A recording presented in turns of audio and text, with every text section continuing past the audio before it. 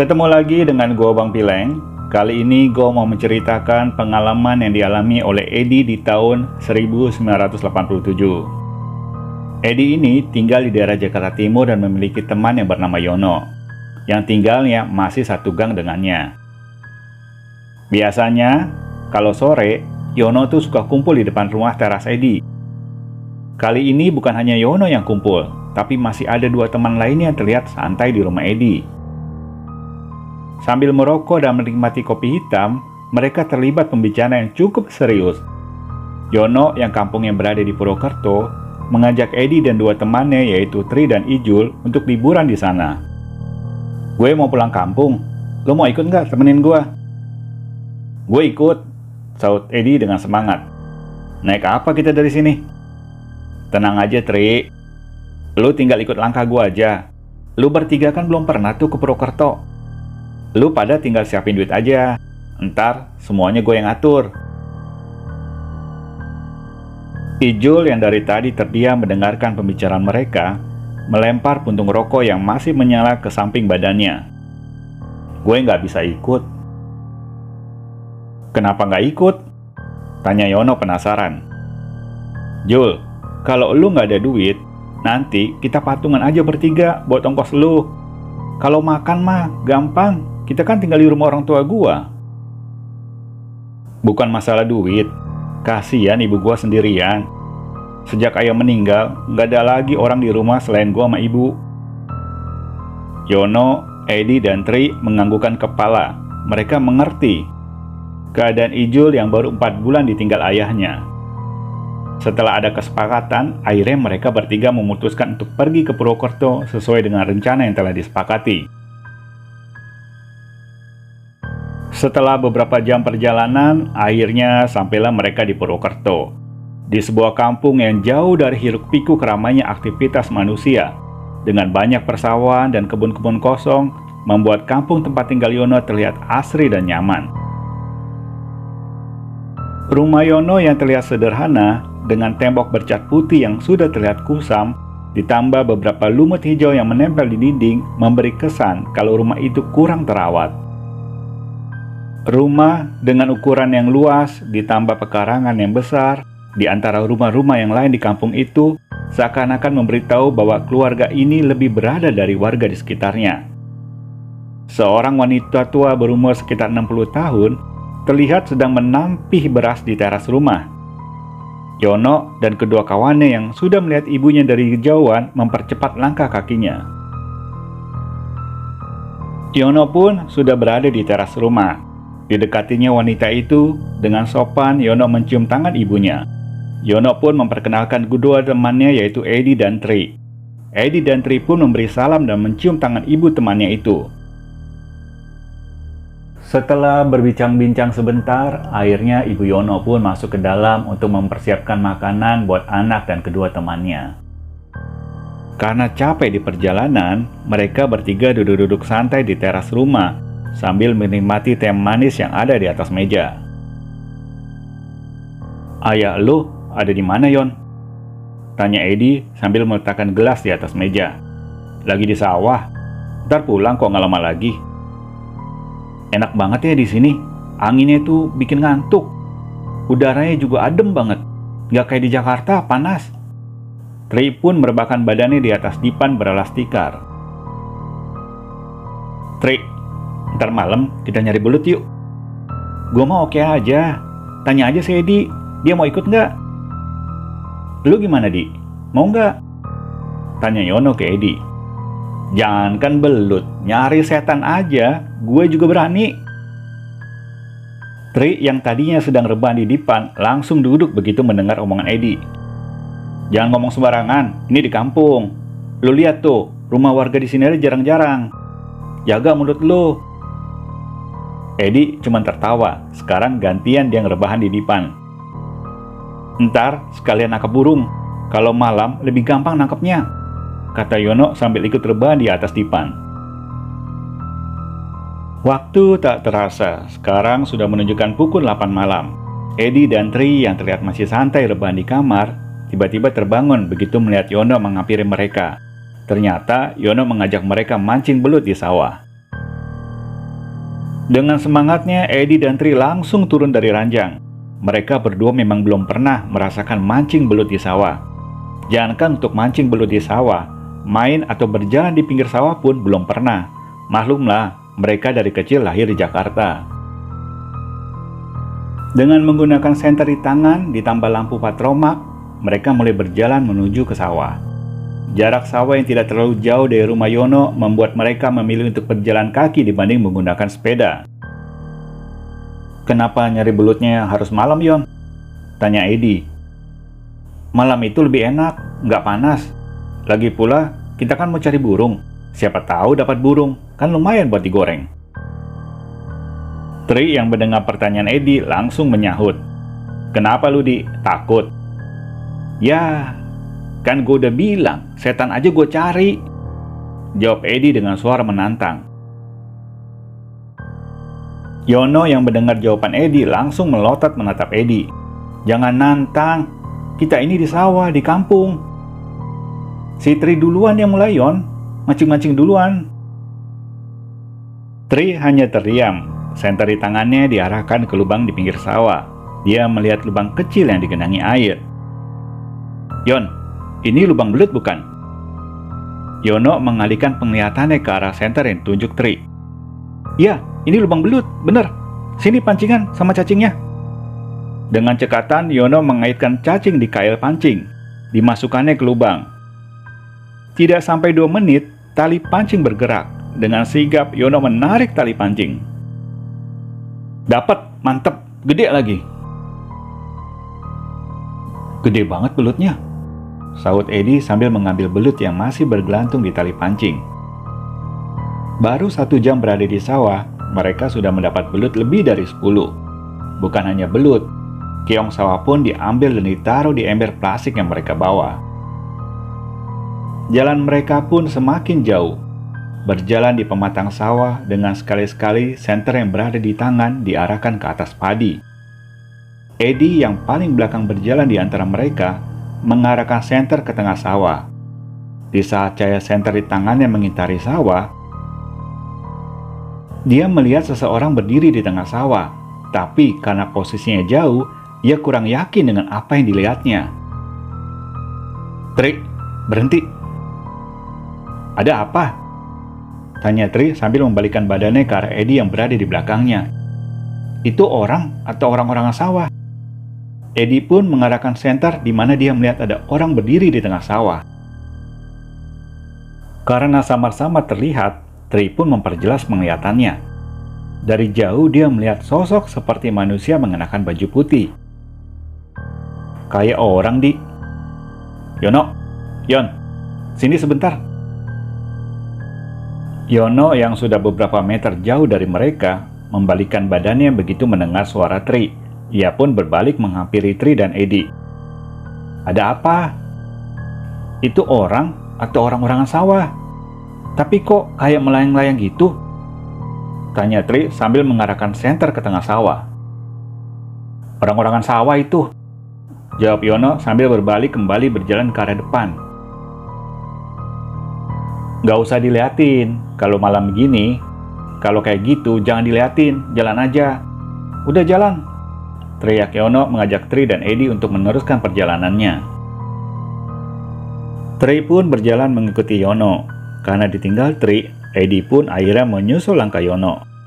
Karena penasaran, sambil berjalan tangannya kembali mengarahkan senter ke tengah sawah, yang tadi dia melihat orang di sana. Dan ternyata, saat cahaya senter tepat berada di tempat tadi, orang yang berada di sawah itu sudah tidak terlihat lagi. Melihat itu, Eddie pun berjalan cepat mendahului Tri.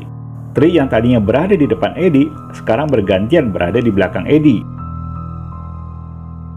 "Kenapa lu?" tanya Tri keheranan melihat tingkah Eddie. Enggak apa-apa. Gantian aja lu di belakang." Mereka pun berjalan mengikuti langkah Yono, yang ternyata telah keluar dari persawahan dan sekarang berada di pertanahan yang banyak ditumbuhi pohon-pohon besar, pohon-pohon bambu, bahkan ada juga pohon pisang dan nangka. Yang pasti itu bukan kebun milik warga, melainkan tanah yang dari asalnya sudah ditumbuhi pohon-pohon besar dan bambu. Yono pun menghentikan langkahnya. Di sini banyak burung. Waktu gua kecil dulu tuh, kalau siang gua sama teman kemari suka jepret burung. Yon, itu kan siang. Ini kan malam. Ngapain kita kesini? Belum tentu juga ada burung di sini, kata Edi yang mulai rasa takutnya timbul. Ada, gue sering dapat burung di sini. Yono pun terus berjalan ke dalam. Tri yang juga terlihat mulai kurang nyaman berjalan di belakang Yono, sedangkan Edi berhenti melangkah. Yono menghentikan langkahnya, melihat kedua temannya seperti kurang berminat di tempat itu. Yono berjalan menghampiri Edi yang berdiri diam, jaraknya sekitar 30 meter darinya. Baru berjalan 5 meter, tiba-tiba Yono menghentikan langkahnya. Matanya melotot menatap ke arah Edi. Yono menarik tangan Tri yang berada 1 meter di depannya. Dia meminta Tri untuk mengarahkan senter ke arah Edi. Tri, coba lu arahin senter ke belakangnya Edi. Senter yang ada di tangan Tri diarahkan ke Edi. Samar-samar mereka melihat sosok pocong tepat berdiri di atas pohon pisang yang berada di belakang Edi. Nggak pakai mikir lagi, Yono dan Tri langsung lari terbirit-birit ninggalin Edi yang masih terdiam berdiri di situ. Melihat kedua temannya berlari terbirit-birit, Edi pun ikut lari tunggang langgang sampai terjatuh-jatuh. Padahal Edi sendiri nggak tahu kenapa temannya lari ninggalin dia. Yang dia rasa waktu itu hanya ketakutan kalau ditinggali temannya. Yang lebih heran lagi, si Edi ini bisa lari lebih cepat dari kedua temannya. Bahkan posisinya sekarang dia udah ada duluan di depan Yono dan Tri. Lari mereka berhenti ketika sudah berada di tengah persawahan. Dengan napas terengah-engah, Yono menghampiri Edi yang sudah berada di depannya. "Lu kenapa lari?" tanya Yono ke Edi. "Lah, lu berdua ngapain lari? Ninggalin gua. Gua lari karena lu lari." Mendengar jawaban Edi, Yono dan Tri tertawa terpingkal-pingkal. Dengan napas yang masih terengah-engah, mereka tertawa mengingat kejadian di saat mereka lari tadi. "Tadi, gue lihat pocong di atas pohon pisang, tepat banget di atas kepala lu. Makanya gue lari." "Ah, bercanda lo," bantah Edi yang gak percaya apa yang dikatakan Yono. "Sumpah, gue juga lihat. Pas gue senter ke arah lu, gue lihat tuh pocong ada di atas lu," sahut Tri untuk meyakinkan apa yang dikatakan Yono itu benar. Edi yang masih kurang percaya dengan apa yang dikatakan Yono dan Tri, tiba-tiba tangannya merasa panas. Karena semakin panas, dia mengarahkan senter ke tangan kirinya. Di tangan kirinya terdapat lendir yang lengket. "Ini apaan? Kayak lendir?" Edi menunjukkan lendir di tangannya ke Yono dan Tri. Mereka mendekati tangan Edi. Bau busuk pun menyengat mulai tercium. "Bau banget, bau busuk." Tri pun sedikit menjauh dari Edi. "Panas banget tangan gue. Ini apaan, Yon?" tanya Edi dengan suara mulai gemeteran. Udah cepet deh. Lu cuci pakai air yang ada di sawah." Yono pun menarik tangan Edi dan menyiramnya dengan air yang berada di sawah. Rasa panas masih terasa di tangan Edi, bahkan bau busuk pun masih tercium walaupun sudah dibersihkan dengan air. "Gue tahu ini apaan. Kita langsung pulang. Ntar ayah gue yang obatin. Siapa tahu dia bisa." Yon, itu patron makaya lu ketinggalan di kebun," kata Tri sambil menunjukkan jarinya ke arah kebun yang mereka kunjungi tadi.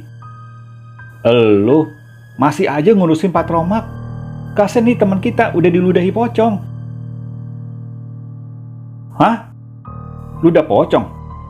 sahut Edi mendengar perkataan Yono. "Maksud lu apaan, Yon? Gue diludahin pocong?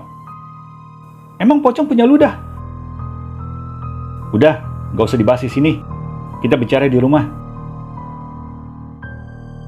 Mereka pun bertiga berjalan kembali ke rumah. Sepanjang perjalanan, Edi merasa badannya mulai menggigil kedinginan. Sedangkan bekas area yang diludahi pocong tetap terasa panas dan mengeluarkan bau yang menyengat. Sekitar hampir jam 12 malam, mereka sudah berada di rumah. Kebetulan malam itu Ayah Yono yang biasanya sudah tidur, tapi kali ini masih berada di ruang tengah. Mendengar ketukan pintu dari luar, Ayah langsung membukakan pintu.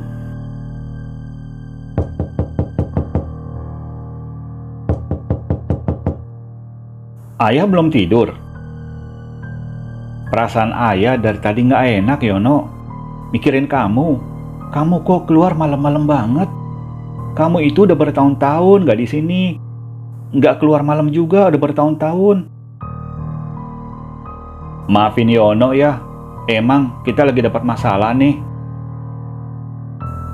Ayah mempersilahkan mereka bertiga untuk duduk di lantai beralaskan tikar di ruang tengah. Ayah terlihat serius mendengarkan cerita Yono.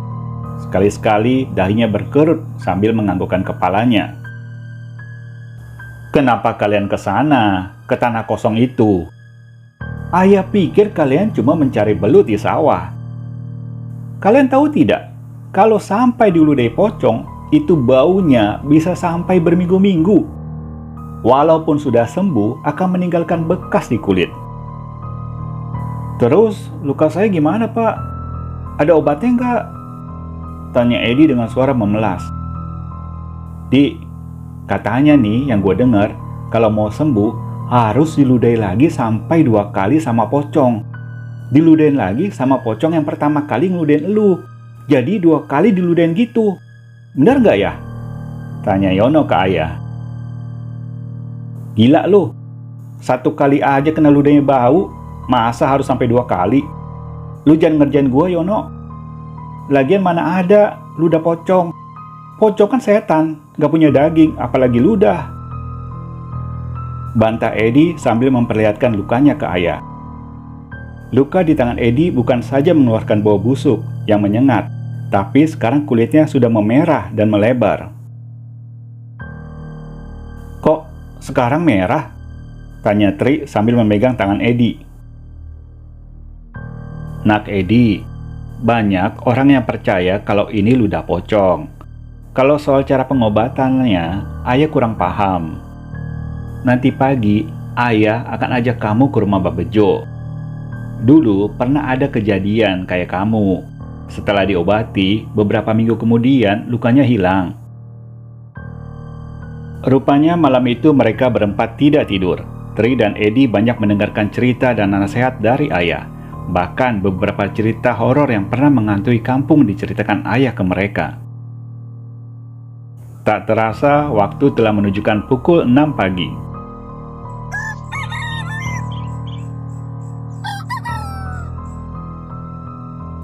Pagi itu, Ayah, Edi, dan Yono pergi ke rumah Mbak Bejo, yang letak rumahnya hanya berjarak 600 meter dari rumah Yono, sedangkan Tri ditinggal sendirian di rumah. Pagi Mbak Bejo, sapa Ayah melihat Mbak Bejo sedang di teras rumahnya. Pagi, mampir dulu sini, jawab Mbak Bejo dengan ramahnya. Emang mau ke situ, Mbah? Alah, kirain mau kemana? Mari masuk. Mereka pun duduk di depan teras rumah. Ayah menceritakan kejadian yang dialami Edi dan anaknya kemarin malam. Coba, Mbak lihat tanganmu. Edi pun mengeluarkan tangannya. Nggak sampai 1 menit, Mbak Bejo melepaskan tangan Edi. Ia mengangguk-anggukkan kepalanya. Sepertinya mengerti betul apa yang menyebabkan luka di tangan Edi. Ini mah perbuatan si Idu. Ntar, Mbak ambil dulu daun kelor. Nunggu di sini ya. Mbak Bejo pun pergi ke belakang rumah. Ayah, Mbak Bejo itu suka ngobatin orang ya? Dia paranormal? Tanya Edi penasaran. Iya, kalau ada warga sini yang diganggu sama kayak makhluk-makhluk gitu, datangnya ke sini. Semua warga sini udah tahu siapa Mbak Bejo. Tak beberapa lama, Mbak Bejo sudah berada di teras dengan mangkuk kecil di tangannya. Remasan daun kelor yang berada di dalam mangkuk ditempelkannya ke luka yang ada di tangan Edi. Nak Edi, kalau boleh, Mbah ngasih nasihat nih. Kalau bicara tuh, hati-hati, jangan pernah nantang. Kita kan tinggal di dunia ini berdampingan. Ada yang bisa kita lihat, ada yang nggak bisa kita lihat. Selayaknya kita saling menghargai. Sebelum ke sawah, pernah bicara apa? Tanya Mbak Bejo. Edi terdiam, tertunduk malu. Dia tidak menjawab apapun. Nggak usah dijawab, kalau malu. Mbak cuma pesan, habis pulang dari sini, lebih baik kalian kembali ke Jakarta sebelum maghrib, supaya nggak diganggu lagi. Terus, luka saya gimana, Mbah? Lukamu pasti sembuh, cuma butuh waktu. Apalagi bau busuknya. Kadangkala suka kecium, kadangkala enggak. Tapi lama-lama hilang sendiri. Kalau warna merah di tanganmu itu mungkin lama hilangnya. Bisa hilang, bisa juga tidak. Banyak berdoa, jangan takabur dan sombong. Kalau bicara dijaga. Kurang lebih 1 jam mereka di rumah Mbak Bejo. Setelah pulang dan sampai di rumah, Yono mengajak Tri membereskan barang-barangnya untuk kembali ke Jakarta. Tri yang awalnya tidak mengerti dan kebingungan, akhirnya paham setelah dijelaskan ayah.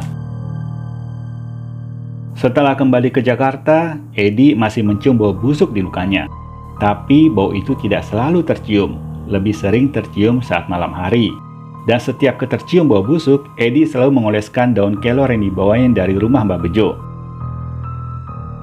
Sedangkan luka merah yang berada di tangannya mulai memudar warna kemerahannya setelah 1 tahun lamanya. Cerita ini diceritakan anak pertamanya Edi ke channel Bang Pileng. Dan katanya lagi, sebenarnya Edi itu sampai detik dia menceritakan ke anaknya, dia masih tidak percaya kalau itu ludah pocong. Dia berkeyakinan bahwa itu adalah lendir dari kotoran hewan katanya. Intinya, setiap orang boleh mempercayai atau tidak dengan makhluk-makhluk gaib yang ada di sekitaran kita. Yang penting adalah bagaimana kita saling menghargai sesama makhluk ciptaan Tuhan. Sampai di sini dulu ceritanya. Terima kasih yang sudah menonton. Jangan lupa share dan nyalakan lonceng notifikasinya supaya kalian tahu kalau gue upload video baru. Salam dari Bang Pileng.